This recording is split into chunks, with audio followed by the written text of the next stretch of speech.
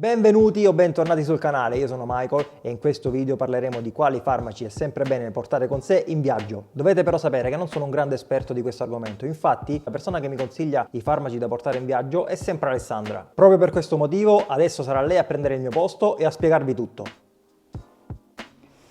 Ciao a tutti, io sono Ale e se avete già visto alcuni video di questo canale sapete chi sono. Comunque non perdiamo altro tempo e dedichiamoci subito a questo argomento. Adesso infatti vi consiglierò i 9 farmaci fondamentali da portare con voi nel vostro zaino durante i vostri viaggi. Ah, dimenticavo, io non sono un medico ma comunque ho studiato chimica, so la composizione farmaceutica e uso la maggior parte di questi farmaci per motivi miei di salute abbastanza seri. Partiamo da quelli più semplici. Innanzitutto la tachipirina base 500 mg che viene usato innanzitutto come antipirettico, quindi quando si ha la febbre o comunque quando si ha una lieve infiammazione, in modo tale da alleviare questa vostra sintomatologia. Al secondo posto, non per importanza, abbiamo l'Okitask. Essendo metà dose, quindi 40 mg, viene usato ad esempio contro quei mal di testa che sopraggiungono all'improvviso oppure per mal di denti, dolori muscolari leggeri, eccetera. Passiamo poi a un antibiotico a largo spettro che può essere l'Augmentin, che va bene per qualsiasi tipo di infezione, e un antistaminico. L'antistaminico ci può essere sempre utile, come a me in questo periodo, per le allergie che riguardano i fattori ambientali. In coda all'antistaminico abbiamo il cortisone, in questo caso il prednisone, che è quello un po' più generico che ci può aiutare quando appunto abbiamo delle allergie o dei dolori molto forti. E per sistemare diciamo un po' il nostro intestino da tutti questi farmaci abbiamo i fermenti lattici da sciogliere, quelli più comodi direttamente in bocca oppure sciolti in un bicchiere d'acqua. In caso sopraggiungessero durante i nostri viaggi dei problemi intestinali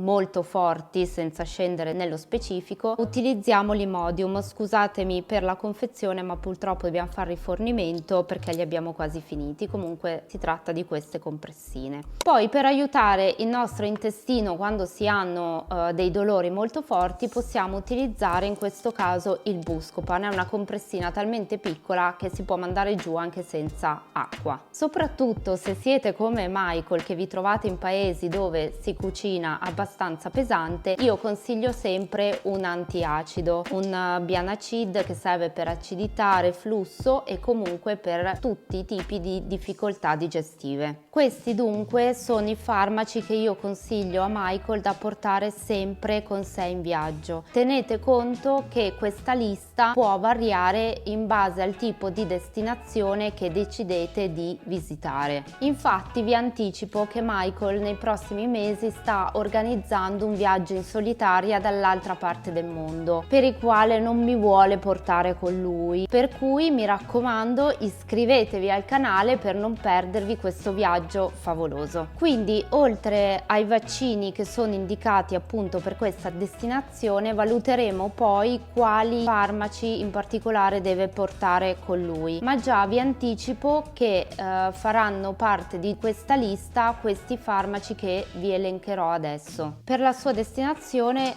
gli ho indicato innanzitutto un esomeprazolo, come in questo caso da 40 mg, che serve per la protezione a livello gastrico, un collirio per la secchezza oculare, in questo caso monodose, e per ultima ma non ultima un compresso super vitaminico, in modo tale per quando si sente stanco di tirarsi un pochettino su. Concludo consigliandovi di portare sempre con voi comunque un kit base che devono essere cerotti, un disinfettante che io per comodità ho usato la clorexidina che ho messo in uno spruzzino apposta, le garze per disinfettare e una benda. In caso comunque vi tagliate o avete qualsiasi tipo di problema, almeno siete sempre coperti su tutta la linea. Se avete da consigliarci sia a me che a Michael altri farmaci, scrivetelo nei commenti. Siamo arrivati alla conclusione di questo video, spero che vi sia stato utile e se è così mi raccomando lasciate un like per sostenere il canale, iscrivetevi, io vi saluto e spero di vederci presto. Ciao!